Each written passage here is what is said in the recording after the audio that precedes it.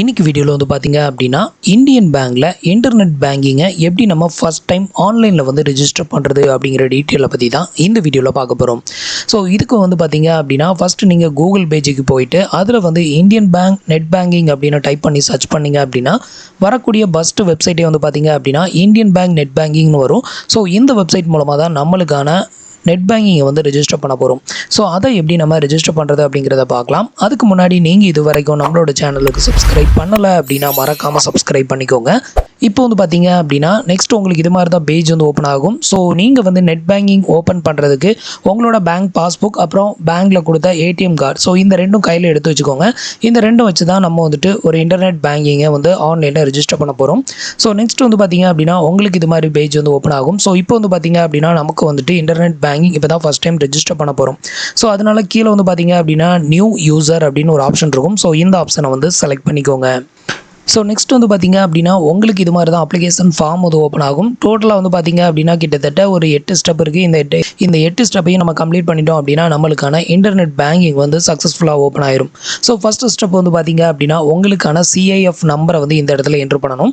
உங்களுக்கு ஒரு வேளை சிஐஎஃப் நம்பர் வந்து தெரியலை அப்படிங்கிற பட்சத்தில் இதில் உங்களோட அக்கௌண்ட் நம்பர், நெக்ஸ்ட்டு உங்களோட பேங்க்கில் நீங்கள் கொடுத்து ரெஜிஸ்டர் பண்ணியிருக்கிற மொபைல் நம்பரை இந்த இடத்துல என்ட்ரு பண்ணிக்கோங்க.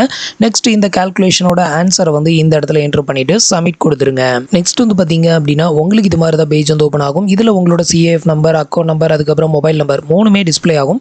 அதுக்கு கீழே வந்து பார்த்தீங்க அப்படின்னா ஒன் டைம் பாஸ்வேர்டு வந்து சென்ட் பண்ணியிருப்பாங்க. இப்போ உங்களோட ரெஜிஸ்டர் மொபைல் நம்பருக்கு அந்த ஒன் டைம் பாஸ்வேர்டு வந்து சென்ட் பண்ணியிருப்பாங்க. அந்த ஒன் டைம் பாஸ்வேர்டை இந்த இடத்துல என்ட்ரு பண்ணிவிட்டு சப்மிட் அப்படிங்கிற ஆப்ஷனை செலக்ட் பண்ணிடுங்க. இப்போ வந்து பார்த்தீங்க அப்படின்னா நான் வந்து ஒன் டைம் பாஸ்வேர்டை என்ட்ரு பண்ணி வெரிஃபை பண்ணிட்டேன். ஸோ அதுக்கப்புறம் வந்து பார்த்தீங்க அப்படின்னா உங்களோட டீட்டெயில் எல்லாமே இந்த இடத்துல வந்து ஷோ ஆகும். உங்களோட name, CAF number, mobile number, உங்களோட அட்ரஸ் டீட்டெயில். நெக்ஸ்ட்டு அதுக்கு கீழே வந்து பார்த்தீங்க அப்படின்னா டைப் ஆஃப் ஃபெசிலிட்டி அப்படின்னு ஒன்று கொடுத்துருப்பாங்க. இதை வந்து முக்கியமாக நம்ம வந்து சூஸ் பண்ணணும். ஸோ இதில் வந்து பார்த்தீங்க அப்படின்னா 2 விதமான ஃபெசிலிட்டி கொடுத்துருப்பாங்க. ஒன்று வந்து பார்த்தீங்க அப்படின்னா வியூ ஃபெசிலிட்டி ஒன்லி அப்படின்னு கொடுத்துருப்பாங்க. அனதர் ஒன்று வந்து பார்த்தீங்க அப்படின்னா வியூ அண்ட் டிரான்சாக்ஷன் ஃபெசிலிட்டி அப்படின்னு கொடுத்துருப்பாங்க. நீங்கள் எப்போவுமே வந்து பார்த்தீங்க அப்படின்னா வியூ அண்ட் டிரான்சாக்ஷன் ஃபெசிலிட்டியை செலக்ட் பண்ணுங்கள். அப்போ தான் வந்துட்டு உங்களோட அக்கௌண்ட்டை வந்து வியூ பண்ணியும் பார்க்க முடியும்.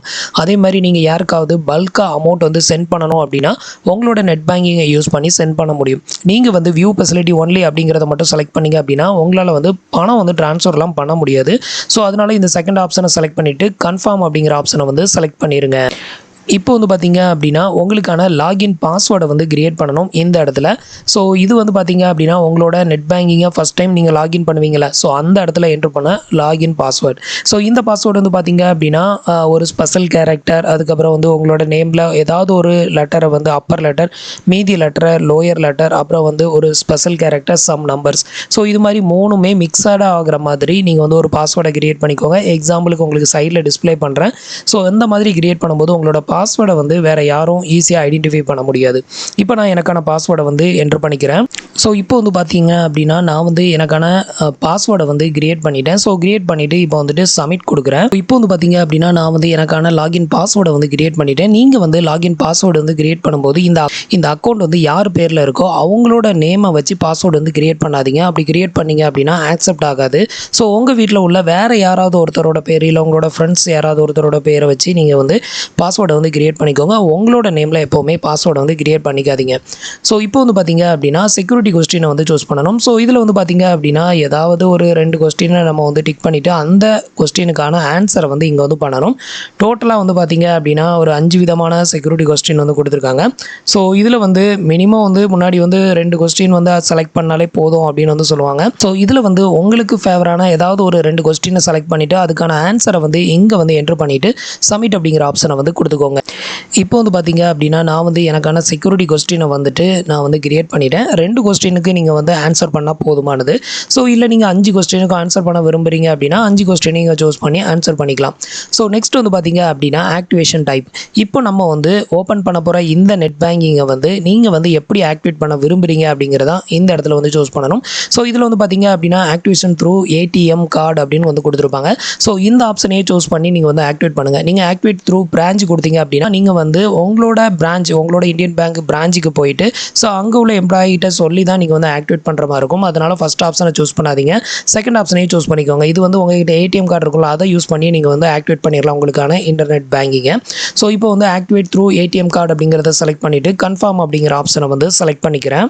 ஸோ இப்போ வந்து பார்த்தீங்க அப்படின்னா ஒரு டேர்ம்ஸ் அண்ட் கண்டிஷன் ஒன்று டிஸ்ப்ளே பண்ணுவாங்க. இதை வந்து கீழே வரைக்கும் ஸ்க்ரோல் பண்ணீங்க அப்படின்னா இந்த இடத்துல வந்து ஒரு டிக் பாக்ஸ் ஒன்று கொடுத்துருப்பாங்க. அதை வந்து டிக் பண்ணி விட்டுட்டு ஐ அக்ரி அப்படிங்கிற ஆப்ஷனை மட்டும் செலக்ட் பண்ணிக்கோங்க.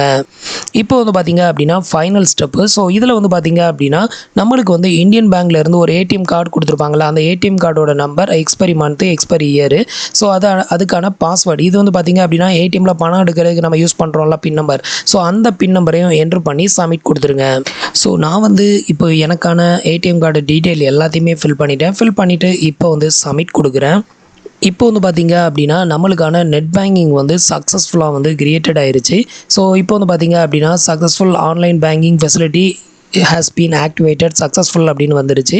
ஸோ அதுக்கு அடுத்தது வந்து பார்த்தீங்க அப்படின்னா activate will be done within 24 hours, அதாவது 24 ஹவர்ஸுக்குள்ளே உங்களுக்கான இன்டர்நெட் பேங்கிங்கை நாங்கள் வந்து ஆக்டிவேட் பண்ணிடுவோம் அப்படிங்கிற மாதிரியும் மென்ஷன் பண்ணியிருக்காங்க. ஸோ நெக்ஸ்ட் வந்து பார்த்தீங்க அப்படின்னா இதோட வந்து முடிஞ்சிடாது. ஸோ இப்போ வந்து டன் கொடுத்துருங்க. இப்போ நம்ம வந்துட்டு லாகின் பாஸ்வேர்டு மட்டும்தான் வந்து கிரியேட் பண்ணியிருக்கோம். இதுக்கப்புறம் வந்து பார்த்தீங்க அப்படின்னா நம்ம வந்து நம்மளோட லாகின் ஐடியை லாகின் பண்ணும்போது ஸோ நம்மளுக்கான டிரான்சாக்ஷன் பாஸ்வேர்டு, அதாவது ஃபண்டு ட்ரான்ஸ்ஃபர் பண்ணுறதுக்கான பாஸ்வேர்டையும் கிரியேட் பண்ணுறதுக்கான ஆப்ஷன் வந்து இனிமேல் தான் வந்து ஓப்பன் ஆகும். ஸோ இப்போ என்ன பண்ணுங்கள், நீங்கள் வந்துட்டு உங்களோட ஐடியை லாகின் பண்ணுங்கள். உங்களோட யூசர் ஐடி வந்து பார்த்தீங்க அப்படின்னா இப்போதைக்கு வந்து பார்த்தீங்க அப்படின்னா உங்களோட சிஐஎஃப் நம்பர், இது வந்து உங்களோட பேங்க் பாஸ்புக்லேயும் வந்து டிஸ்ப்ளே பண்ணியிருப்பாங்க. ஸோ சிஐஎஃப் நம்பர் தான் உங்களோட யூசர் ஐடி. ஸோ அதை வந்து என்ட்ரு பண்ணிவிட்டு இந்த கால்குலேஷனோட ஆன்சரையும் இந்த இடத்துல என்ட்ரு பண்ணிவிட்டு ப்ரொசீட் கொடுத்துருங்க. இப்போ வந்து பார்த்தீங்க அப்படின்னா உங்களுக்கான பாஸ்வேர்டு, இப்போ நீங்கள் ரீசெண்டாக கிரியேட் பண்ண அந்த பாஸ்வேர்டை என்ட்ரு பண்ணி லாகின் கொடுத்துருங்க.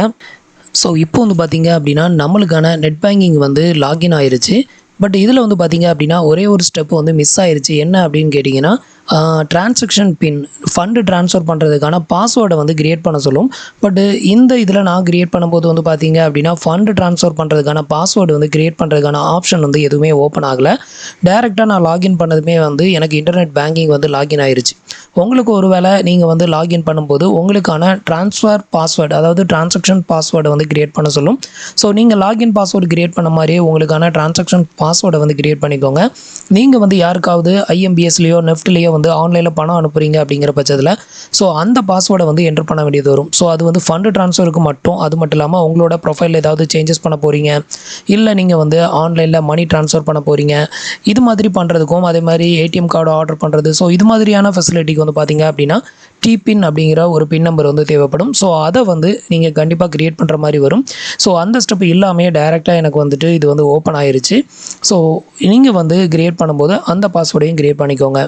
ஸோ இவ்வளோ தான் வந்து பார்த்தீங்க அப்படின்னா இன்டர்நெட் பேங்கிங் நம்ம வந்து ஆன்லைனில் ரிஜிஸ்டர் பண்ணக்கூடிய மெத்தடு. ஸோ இந்த இன்டர்நெட் பேங்கிங் எதுக்காக இப்போ யூஸ் ஆகும் அப்படின்னு பார்த்தீங்கன்னா, இதுக்கு முன்னாடி வரைக்கும் வந்து நம்ம வந்து ஆன்லைனில் வந்து பணம் அனுப்புறதுக்கு வந்துட்டு இப்போ UPI, Google Pay, PhonePe, Paytm இது மாதிரி நிறைய ஃபெசிலிட்டி வந்து வந்துருச்சு. பட் ஆரம்ப காலத்தில் அந்த மாதிரி எதுவுமே இல்லாத பட்சத்தில் இதை யூஸ் பண்ணி தான் நம்ம பணம் அனுப்பிட்டு இருந்தோம். பட் இப்போவும் இது வந்து யூஸ் ஆகும். என்ன ரீசனுக்காக அப்படின்னு பார்த்தீங்கன்னா, நீங்கள் பல்க் அமௌண்ட் ஏதாவது சென்ட் பண்ணணும் அப்படின்னா ஸோ நீங்கள் வந்துட்டு இதை யூஸ் பண்ணி நீங்கள் வந்து சென்ட் பண்ணிக்கலாம். நெஃப்ட்டில் சென்ட் பண்ணுறது எல்லாமே இதில் வந்து சென்ட் பண்ணிக்க முடியும். ATM card request, check book request, locker facility, so இது மாதிரியான பெனிஃபிட் எல்லாம் யூஸ் பண்ணுறதுக்கு ஸோ உங்களுக்கு இது யூஸ் ஆகும். அதே மாதிரி மொபைல் அப்ளிகேஷன் வந்து எல்லா டைமும் பர்ஃபெக்டாக ஒர்க் ஆகும் அப்படின்னு சொல்ல முடியாது. சம்டைம் வந்து பார்த்தீங்கன்னா சர்வர் இஷ்யூனால ஒழுங்காக ஒர்க் ஆகாது.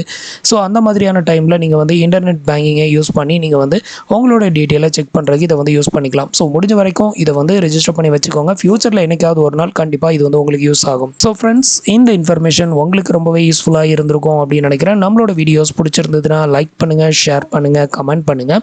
மறக்காமல் நம்மளோட சேனலுக்கு சப்ஸ்கிரைப் பண்ணி சப்போர்ட் பண்ணுங்கள். தேங்க்ஸ் ஃபார் வாட்சிங்.